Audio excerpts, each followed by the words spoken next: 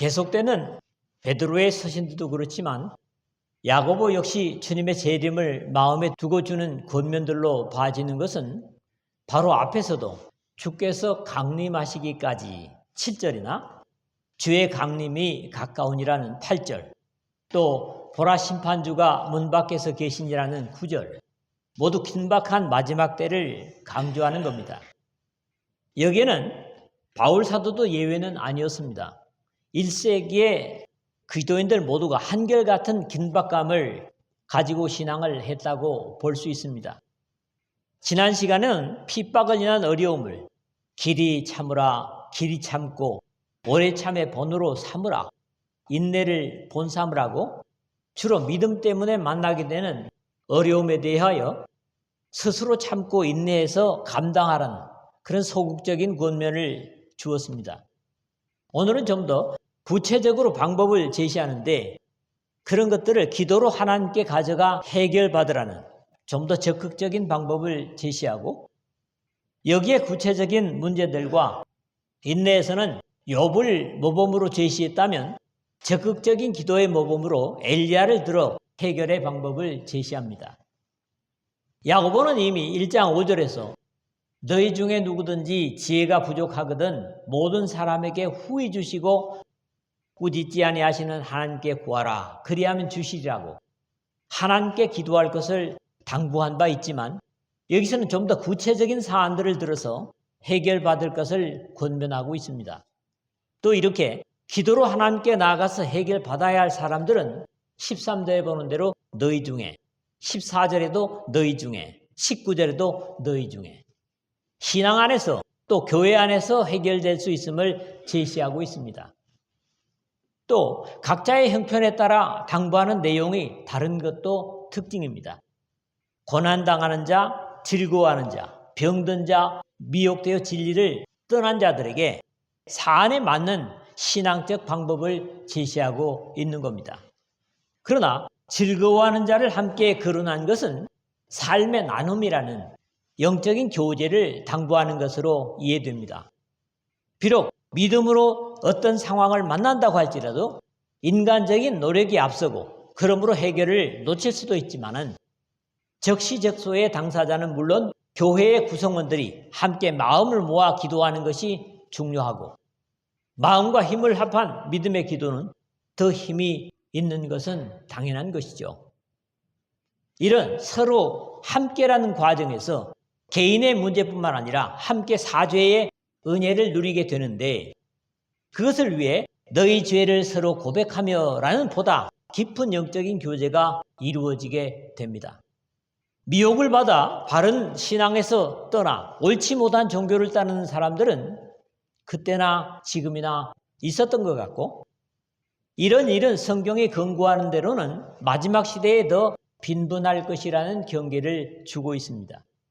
결국 진리를 따르는 데서 돌이켜 어둠을 따라가는 것은 그 결과가 멸망과 사망이기 때문에 그런 사람들을 돌이키게 하는 것은 쉽지 않겠지만 누가복음 15장 24절에 아버지의 감격처럼 이 내 아들은 죽었다가 다시 살아났으며 내가 잃었다가 다시 얻어노라는 감격을 나눌 수 있을 것이고 그런 곳에서 돌이킨다면 하나님께서도 허다한 죄를 덮을 것이라는 언약을 확인해 주고 있습니다.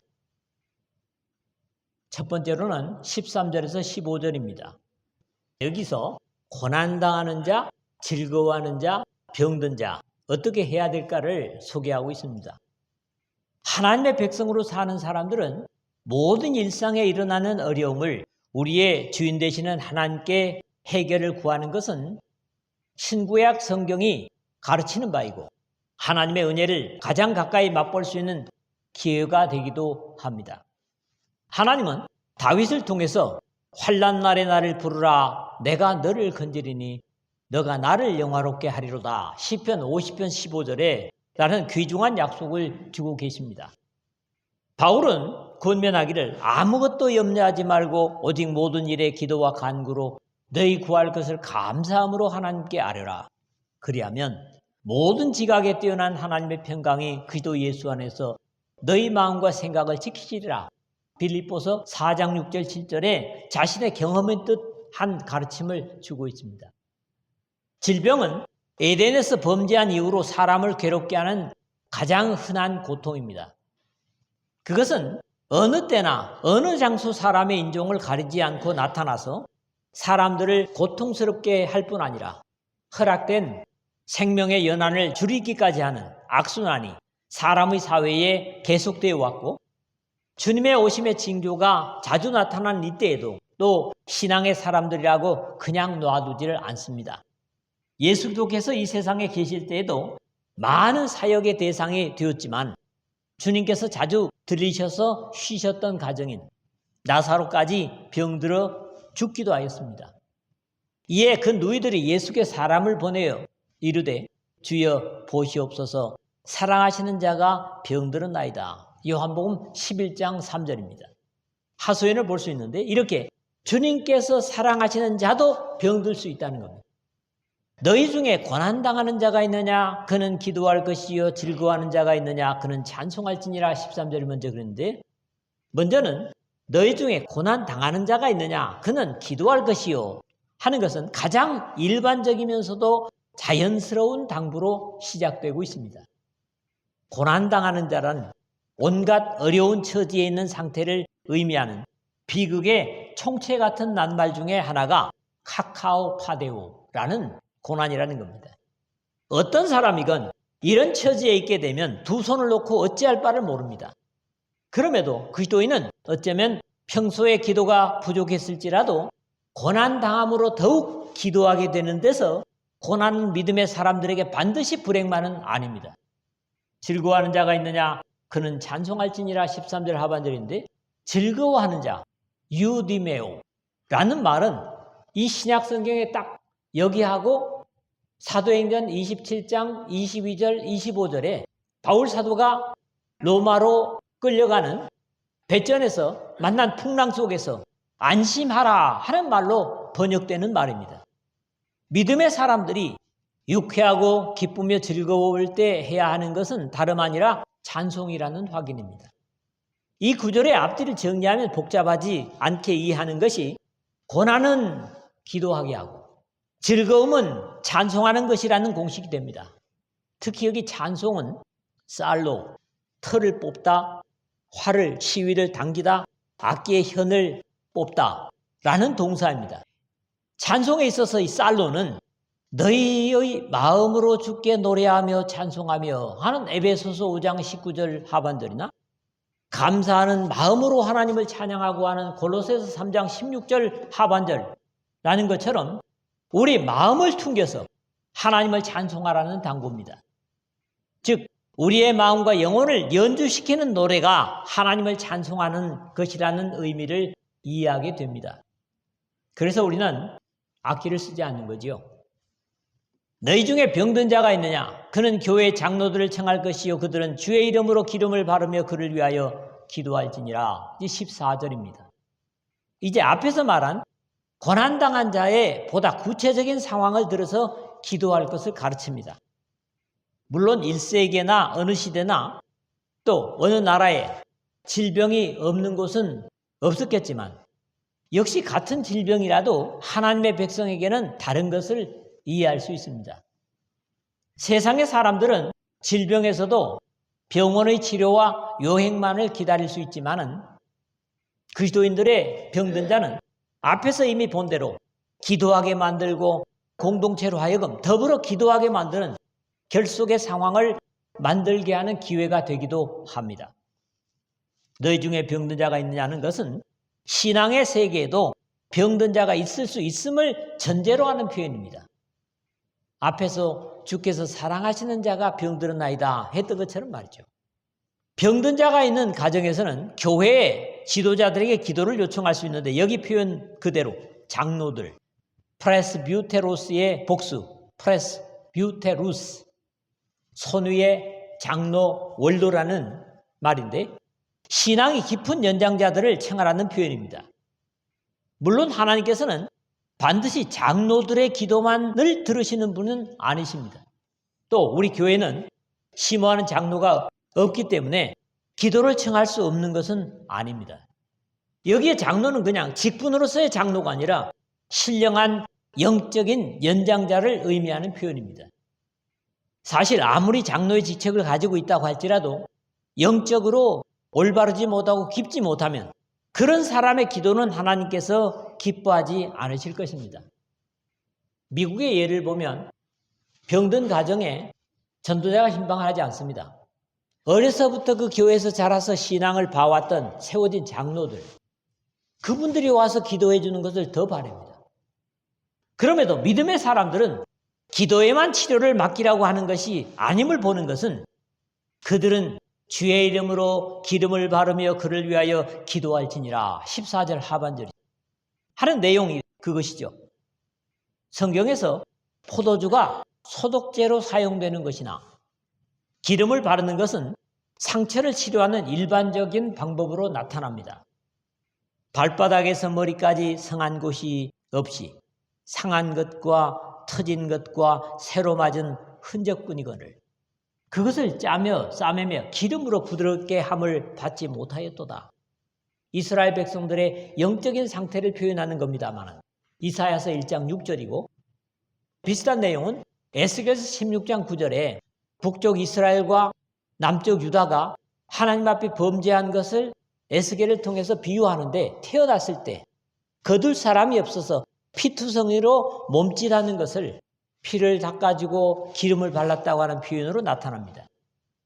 우리 주님께서 말씀하신 선한 사마리아의 비유에서도 가까이 가서 기름과 포도주를 그 상처에 붓고 싸매고 누가복음 10장 34절 상반절의 한 기록을 볼 수 있습니다. 그러므로 이것은 오늘에 와서 하나님의 일반 은총인 의술을 말하는 것이라는데 문제가 없습니다. 바로 치료의 방법이죠. 물론 구약 성경에서 아사가 왕이 된 지 39년에 그의 발이 병들어 매우 위독했으나 병이 있을 때에 그가 여호와께 구하지 아니하고 의원들에게 구하였더라.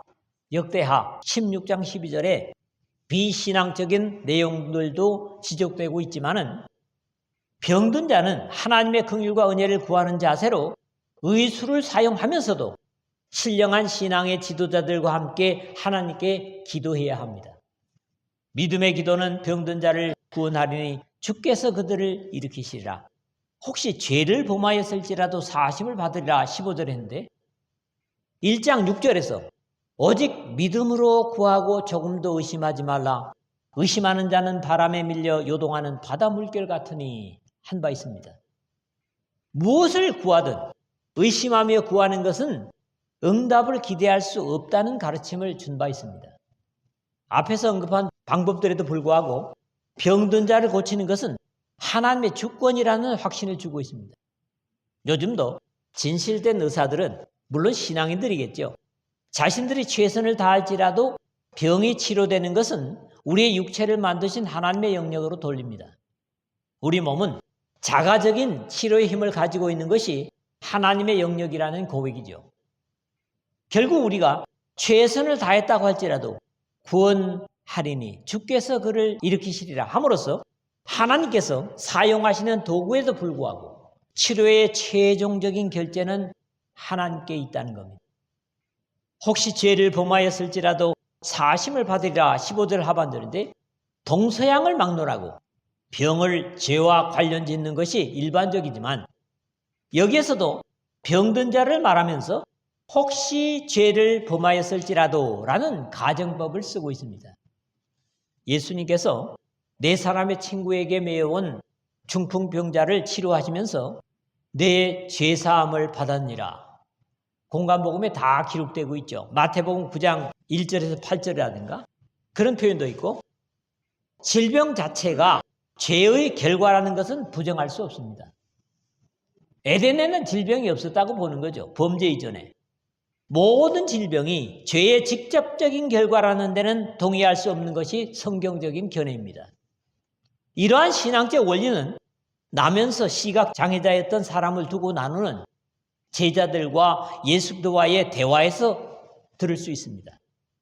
라비어, 이 사람이 죄인으로 난 것이 누구의 죄로 인함이니까?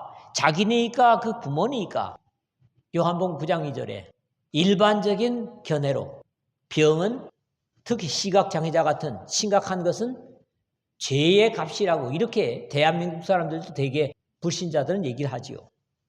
그런데 여기에 대한 예수님의 답변이 뭡니까? 예수께서 대답하시되 이 사람이나 그 부모의 죄로 인한 것이 아니라 합니다. 요한복음 9장 3절 상반절이죠. 물론 병들므로 자신을 돌아보고 온전치 못한 것을 회개하고 돌이킨다면 병도 영육의 회복의 기회가 될 수도 있습니다. 그렇기 때문에 꼭 절망은 아니다라고 보는 거지요. 두 번째로는 16절에서 18절입니다. 의인의 간구하는 힘이 크다고 여기서 말하고 있습니다. 한 지체에 병든 것이 교회 전체에 미치는 바람직한 역할과 과거 불신의 아방의 시대에 하늘을 열고 닫았다는 엘리야를 기도 응답자의 모델로 제시하고 있습니다. 그러나 이 엘리야의 기도 응답은 과거 역사 속에서의 내용과는 조금 다른 내용으로 나타나고 있습니다.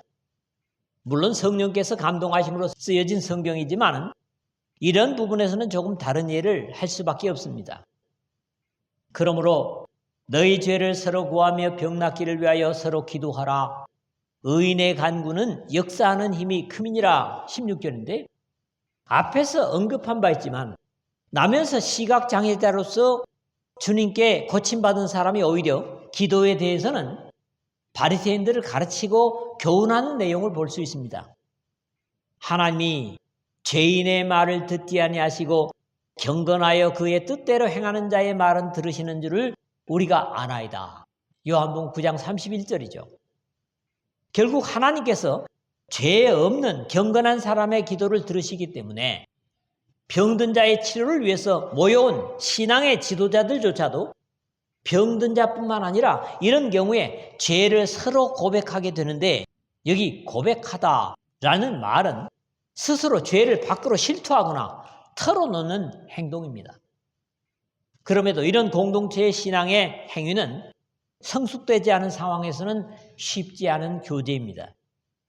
이런 경우에는 앞구절에서 혹시 죄를 범하였을지라도 사심을 받으리라 15절 하반절에 하는 병든 자의 경우뿐만 아니라 다른 지체의 병들미 함께 기도하는 지도자들까지도 더욱 경건하게 만드는 복된 계기가 되는 것을 봅니다. 역시 이런 경우에도 우리가 알거니와 하나님을 사랑하는 자 곧 그의 뜻대로 부르심을 입은 자들에게는 모든 것이 합력하여 선을 이루느니라 하는 로마서 8장 28절의 사실적인 검증을 보게 됩니다. 엘리야는 우리와 성정이 같은 사람이로되 그가 비 오지 않기를 간절히 기도한 즉 3년 6개월 동안 땅에 비가 오지 아니하고 17절에 그랬습니다. 죽지 않고 곧바로 하늘로 승천한 신령한 불의 선지자라고 하는 엘리야는 우리와 성정이 같은 사람이로되 우리와 전혀 다름이 없는 꼭 같은 사람이었음을 먼저 인정하고 여기서 야고보가 전달하고자 하는 교훈은 그렇게 신령하다는 엘리야조차도 우리와 꼭 같은 사람임에도 그렇게 기도의 응답을 확실히 받았다면 우리의 기도도 확실히 응답받을 수 있다는 것을 강조하는 겁니다. 그럼에도 그가 비 오지 않기를 간절히 기도한 즉 3년 6개월 동안 땅에 비가 오지 아니하고 라는 17절의 내용은 구약성경에 이 기록을 하고 있는 열왕기상 17장 1절에서 18장 46절의 기록의 내용과는 조금은 차이가 있어 보입니다. 이스라엘의 가뭄은 엘리야의 기도 때문이기보다는 하나님의 징벌로 있게 된 것을 열왕기상 17장 1절에 길르앗에 우거하는 자 중에 디셉 사람 엘리야가 아합에게 말하되 내가 섬기는 이스라엘의 하나님 여호와께서 살아계심을 두고 맹세하노니 내 말이 없으면 수년 동안 비도 이슬도 있지 아니하리라 하니라 하는 내용으로 볼 때 엘리야가 기도하기보다는 하나님께서 엘리야를 통해서 선포된 형벌로 나타납니다. 특히 엘리야의 이야기에서 3년 6개월 동안이라는 정확한 내용을 찾아볼 수 없습니다. 다만 우리 주님께서 내가 참으로 너희에게 이르노니 엘리야의 시대에 하늘이 3년 6개월간 닫히어 온 땅에 큰 흉년이 들었을 때에 이스라엘에 많은 과부가 있었으되 누가복음 4장 25절에라고 사렙다의 한 과부의 믿음을 칭찬하는 것으로 말씀하실 때 3년 6개월이라는 정확한 기간을 말씀하셨습니다. 이 가뭄이 끝나갈 무렵에도 다시 열왕기상 18장 1절에 보는 대로 많은 날이 지나고 제3년에 여호와의 말씀이 엘리야에게 임하여 이르시되 너는 가서 아합에게 보이라. 내가 비를 지면에 내리리라 하는 기록을 봅니다.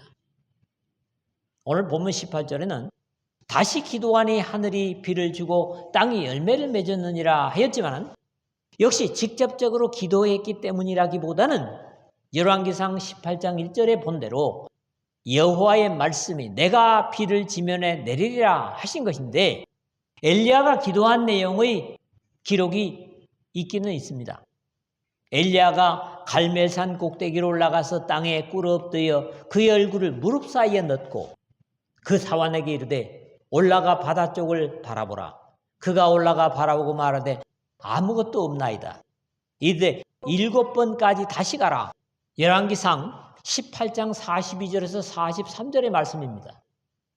하나님께서 선택하신 이스라엘이 우상을 섬기고 하나님을 배신했을 때 스스로 보기에는 홀로 남은 경건한 엘리야를 사용하셔서 하나님께서는 자신의 역사를 이루어 가신 것이고 그럼에도 그 말씀에 철저히 순종하는 엘리야를 사용하신 것으로 봐야 할 것입니다. 이 시대에도 형벌받을 수밖에 없는 이 세상에서 중보자로 세우신 기도인들을 통해서 역시 하나님의 구원의 역사를 전달하는 주님의 백성들을 동일하게 사용하신다는 확신을 가지고 우리가 이 말씀을 이해해야 할 것입니다. 세 번째로는 19절에서 20절입니다. 돌아서게 해야 할 미혹된 자에 대한 자세를 당부하고 있습니다. 모든 실제적인 믿음을 격려하는 야고보는 마지막으로 건전한 진리에서 미혹된 자를 그 잘못된 데서 돌이키게 하는 것이 그의 영혼을 구원하는 귀중한 역할임을 증거하지만 이거 역시 말처럼 쉬운 것은 아니죠. 오히려 바울은 건전하지 못한 사람들과는 사귀지도 말라는 당부를 주고 있기 때문입니다. 누가 이 편지에 한 우리 말을 순종하지 아니하거든 그 사람을 주목하여 사귀지 말고 그로 하여금 부끄럽게 하라. 데살로니가후서 3장 14절입니다. 그럼에도 예수도의 육신의 형제였던 유다는 이런 사람을 구원하는 것이 귀중하다는 사실을 다루고 있죠.